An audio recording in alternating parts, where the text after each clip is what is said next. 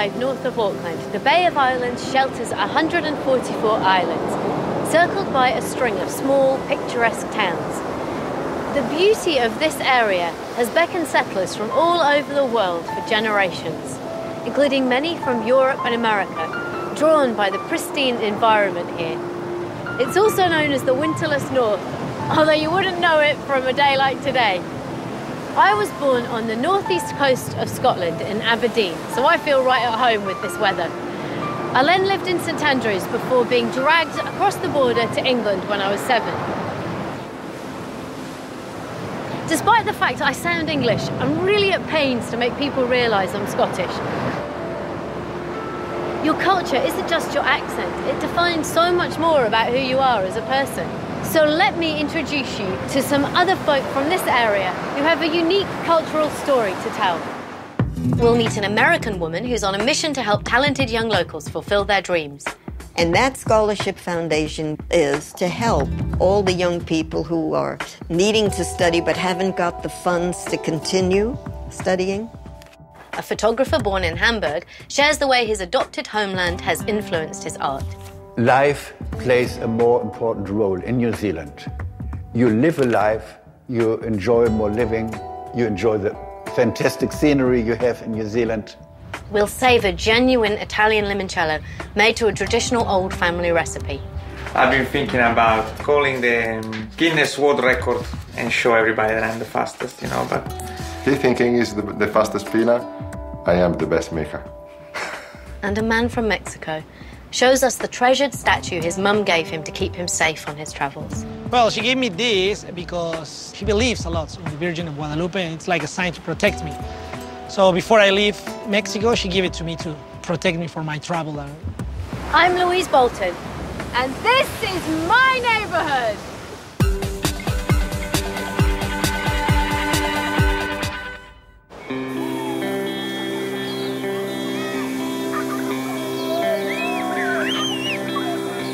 I came here with my partner in 2009. We met and fell in love in London. My whole world was the UK. Friends, family, work, opportunities to act. I had no reason to come here, no ties to this country at all. Yet I made the move for love. All I knew about New Zealand was Lord of the Rings, the All Blacks, and the good wine. I got the shock of my life when I arrived. I was sick for 3 days, then discovered I was pregnant. We knew we had to make a go of it then, to give our children the opportunity to grow up in this amazing place. And here I am. Gina Garcia lived in LA during the golden age of Hollywood. She and her musician husband left behind the glitz and glamour and made a new home for themselves in the Bay of Island, with a plan to help local kids follow their dreams.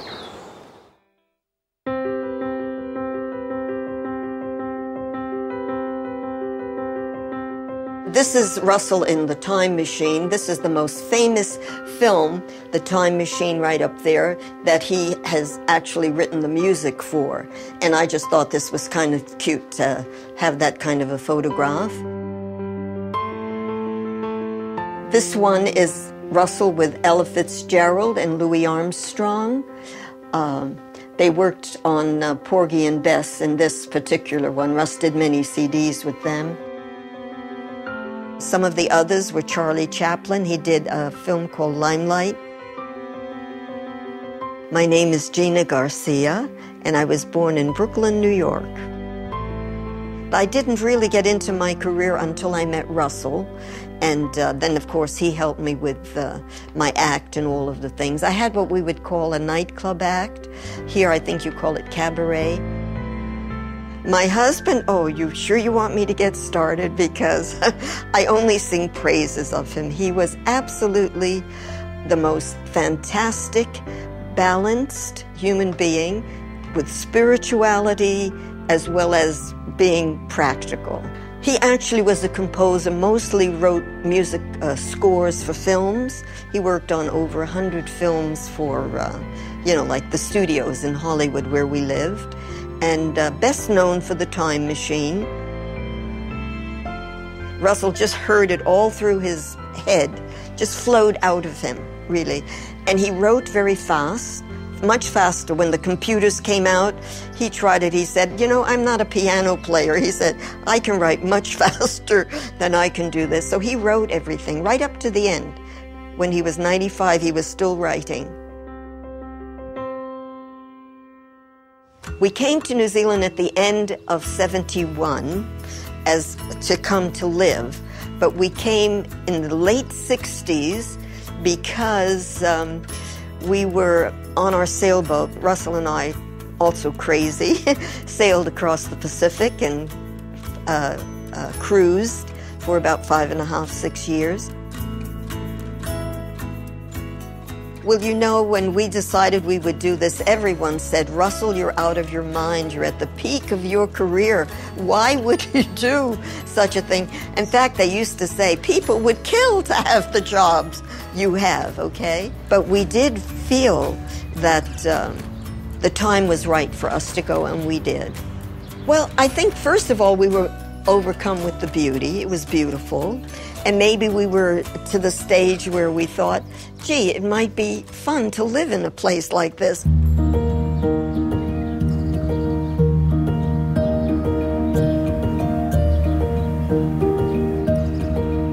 We have a very beautiful center here in Kerikeri called the Turner Center. The whole community got behind it and helping to build it. And when they opened the Turner Center, Russell did all the music for it, and we had a very beautiful concert. And we also, at the center, established a scholarship foundation in my darling Russell's name. And that scholarship foundation was, and still is, to help all the young people who are needing to study but haven't got the funds to continue studying.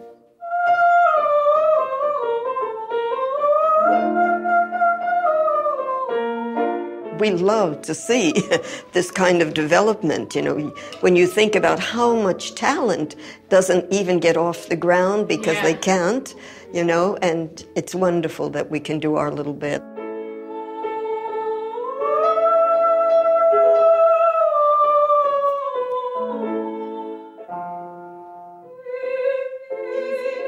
I received money last year to go down and attend the New Zealand Singing School, and just for things like going down to see operas and general things like that, just so that I can sort of broaden my musical appreciation and musical education.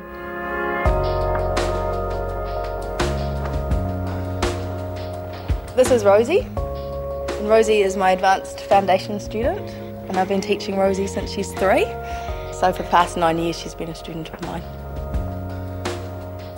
Gina Garcia has kindly supported Rosie in attending the New Zealand School of Dance Winter School, which is happening in June.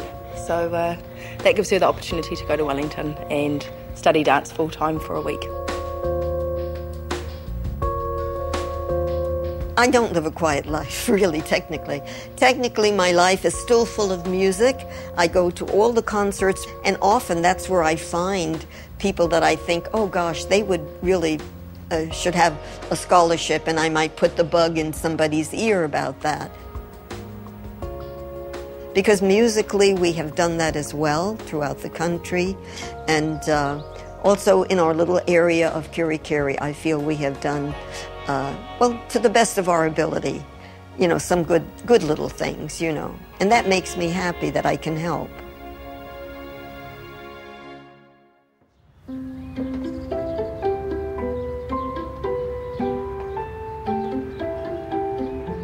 My grandpa was awarded the Military Cross for his bravery during the D-Day landings. He served with the Black Watch and Lincolnshires. I'm so proud of what he put himself through for his country. He used to call me a blether, which means that you talk too much in Scottish. I was never allowed, nor wanted to, forget I was Scottish. I moved to England when I was a kid, so I changed my accent to fit in. But then I ended up working in Glasgow and Edinburgh as an actor on programmes like Taggart. I like to think I reclaimed my culture and kept it alive in that way.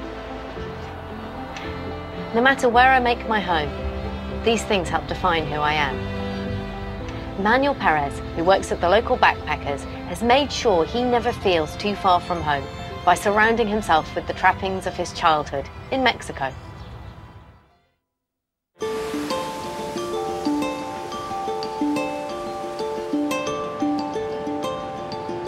Mexico City is like a massive city full of people. Mexico City has 22 million, the population. It's massive, the difference. Mexico, it's alive everywhere you look. Like in New Zealand, you can go and see the street, and there is nothing happening for like 10 minutes. In Mexico, every corner at every time of the day, there's gonna be movement, kids playing, dogs barking, everything. Here, surprised that nobody wears shoes. Like I was like, what's wrong with them? In Mexico, if you don't wear shoes, that means that you are super poor and you live in the streets. But here in New Zealand, everybody, they don't wear shoes just because they don't like. So I like that kind of like easygoing life. And every time that people ask me, I don't know if I'm gonna be here forever, but I think at least for the next 80 years. No, I think I will spend my life here.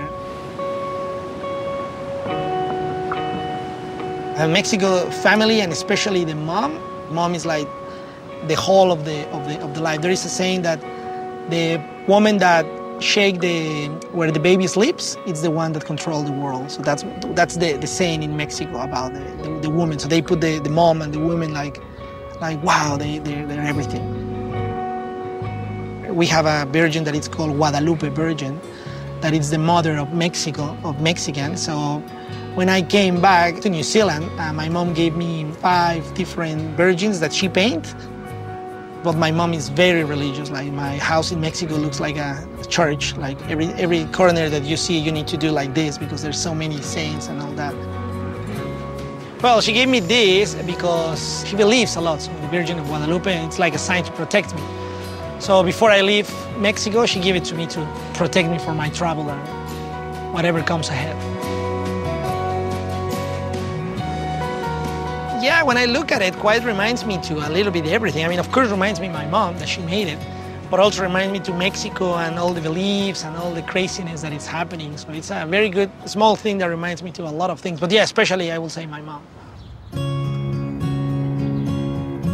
In the Bay of Islands, I work for this backpacker. I'm the manager of the place, Bay Adventure Backpackers. I've been doing it for 2 years and 2 months so far. What I have to do pretty much is just lie in the pool all day. And no. What I really do is I have to manage the place. Like it's quite big. We have like a capacity of 140 people. We have like 9 people staff, another receptionist. So pretty much I have to hang around with international people like myself all the time. Make sure that they're having a good time. The place is clean, having activities. Pretty much living the dream. Once in a while, I get a little bit homesick. Well, this photo over here, it's my last trip and my only trip to Mexico so far. My family made a party for me, and this picture I was dressing as a caporal. Caporal is the owner of the land. Well, this photo here is it was taken 3 years. It was the 26th of March of 2011. And it's when I left Mexico to come to New Zealand with my working holiday visa, and all the family is like saying goodbye. For a while, it was a very, very emotional picture, and I couldn't look at it because if I look at it, I wanted to cry all the time. But now it's okay, and I can just like show it with pride.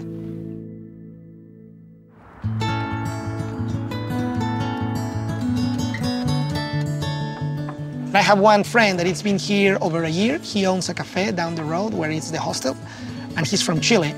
And yeah, he's like my closest and the only speak Spanish friend that I have. And it's very convenient that he has a cafe, so I can go and eat breakfast with him once in a while. Javiercito, ¿cómo estás? Muy bien, ¿y tú? Muy bien, ¿qué tal la chamba? Aquí trabajando nada más, recién un poco ocupado, pero ya todo bien. One of the guys that works with me in the hostel, he was eating a burrito, and I said, where did you get that from? Oh, there is a new place called El Café. And I said, what? So I came here running, and I see this guy, and I see the burrito, so it was like a release.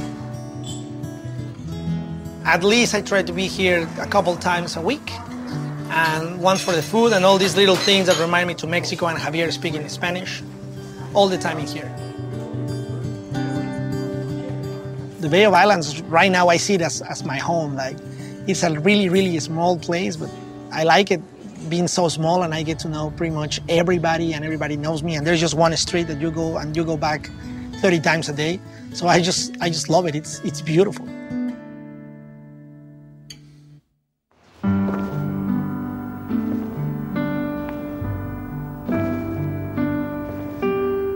My mum raised my brother Robin and I on her own, which was a bigger deal back then.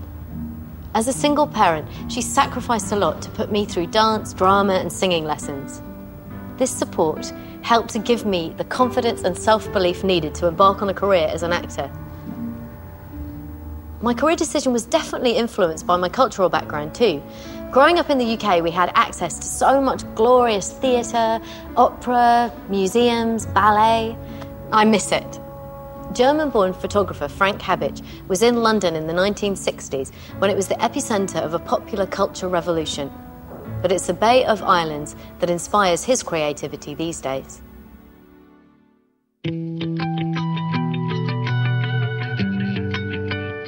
My approach was never intimidating. I only had a modest little Leica flex and a Rolleiflex to capture everything. And I started to keep a visual diary. And some stage, my pictures were published in photography yearbooks. And I became enchanted. And I thought, this is your career, to do photography. I'm Frank Habicht. I'm a Hamburger. I was born in Hamburg many decades ago. And only in recent years, I know that what I have done in life, what I've photographed, that it might be of interest to generations to follow. Like taking pictures of the Rolling Stones in their private fair on the rooftop. That was unpretentious. It was great. My rooftop in 34 Courtfield Gardens, where I lived in London, near Gloucester Road, near Earl's Court. The top of the street level was dotted with chimney pots, where I took many, many photographs of known and unknown people. Or I worked to earn bread and butter money for an encyclopedia called The Book of Life. And people had to walk up to my flat. It was an improvised studio in case it was rainy and I couldn't take pictures outside. I only had one floodlight. Or I never was ambitious enough to become a great photographer one day. I just loved doing it for the sake of it and being able to survive.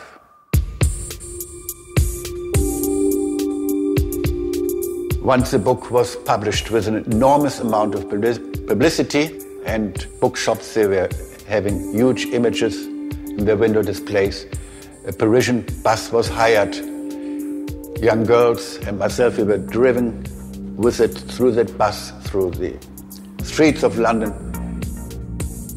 However, the book did not really sell well. Years later, through the internet, we learned the book became more and more popular. Our very young people.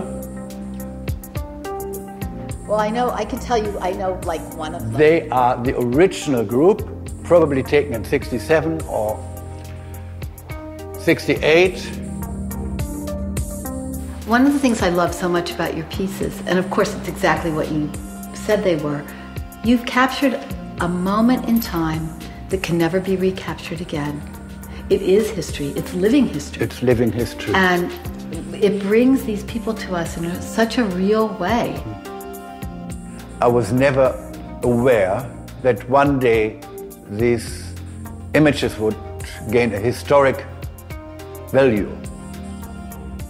So that is one chapter, and my new chapter is living here, the beautiful Bay of Island. Russell, it's like a fairy tale, especially on a good day.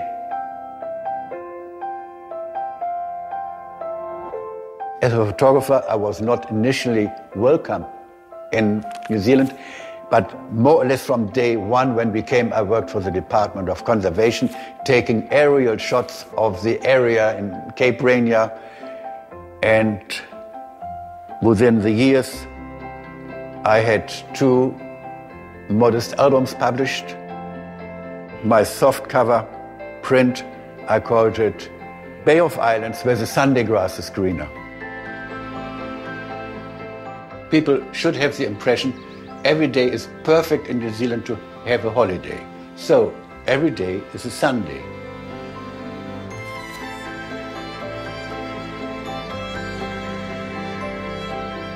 Well, I knew when I left London in the 60s, in one word, the 60s haven't ended yet in my mind. I'm still living in that bubble of the 60s, to be quite frank with you. Coming to New Zealand, new ways, new visual ways opened up for me, new venues of life.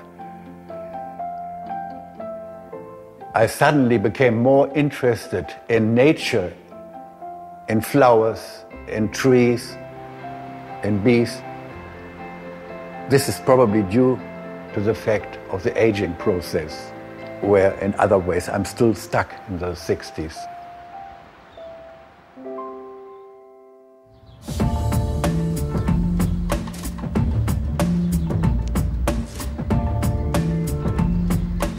As kids in Scotland, we'd eat mince and tatties for our tea all the time.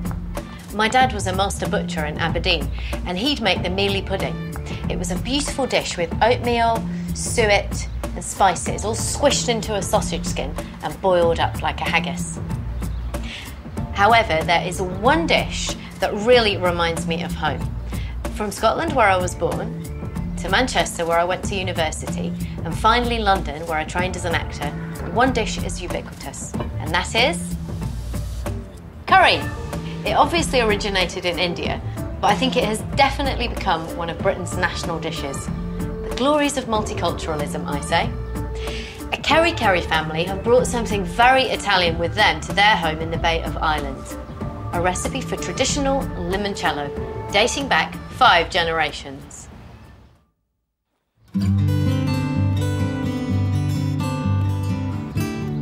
So my family is in the liqueur industry for several generations. My wife in the wine industry for several generations.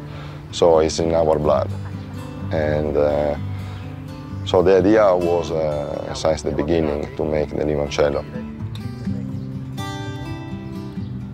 The Kiwi are more interested in genuine things, so in the original things, and this is what we are trying to do, make original, 110%.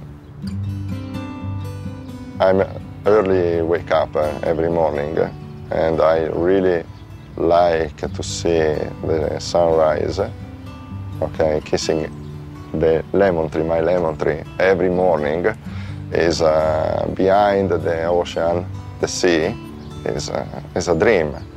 Actually, we are living in a dream and we don't know. You know, if I compare the life we had back in Italy, maybe there was more money-wise, you know? But the money is not everything. I was born in Milano, in Italy, and my name is Andrea Loggia, and I came in New Zealand in 2004 for the first time, and just to have a look, and have a look around, have a nice holiday, and we found a really good place, and which is Kirikiri, and we decided to move in New Zealand for have a better lifestyle. I have 3 kids. 2 are 24 and 25 years old. And New Zealand gave us the gift of Isabella, which is 20 months old. And she is just amazing.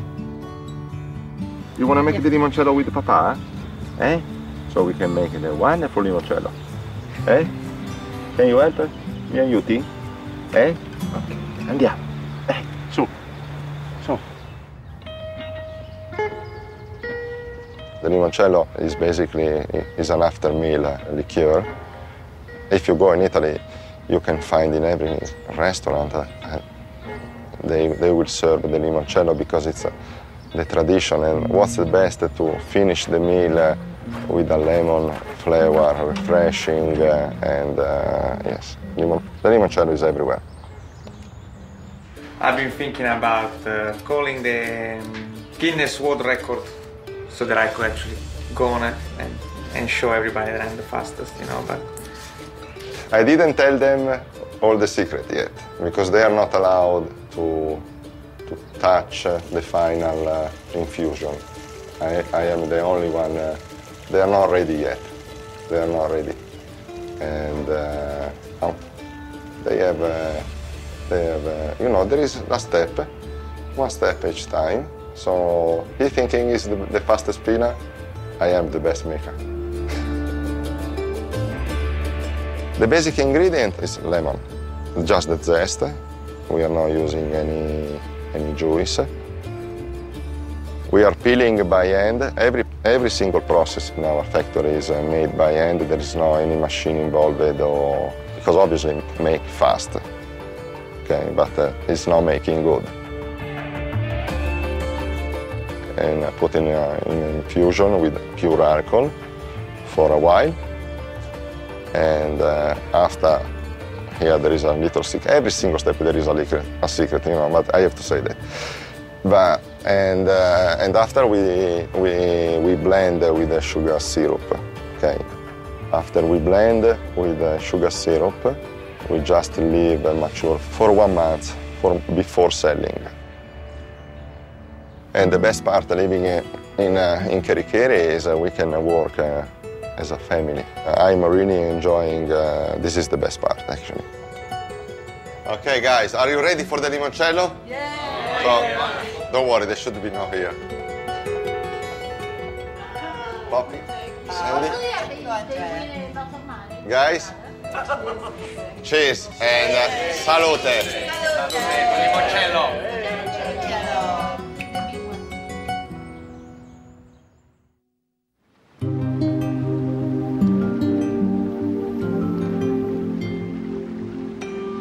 Much as I love my new home in the Bay of Island, I do struggle with the isolation and loneliness sometimes. I can't just pop over to my mum's when I need some TLC.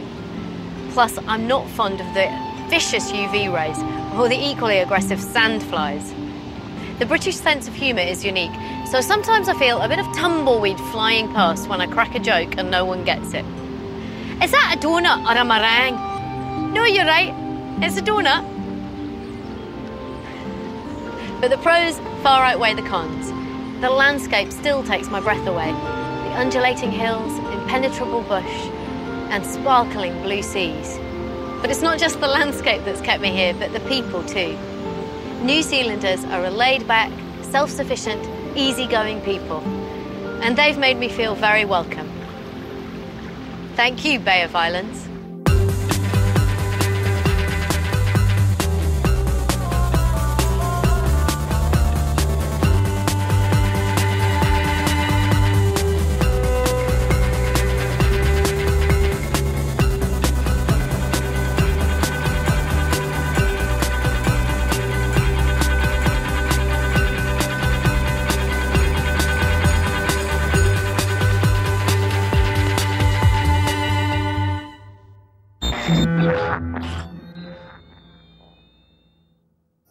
This program was made with funding from New Zealand On Air.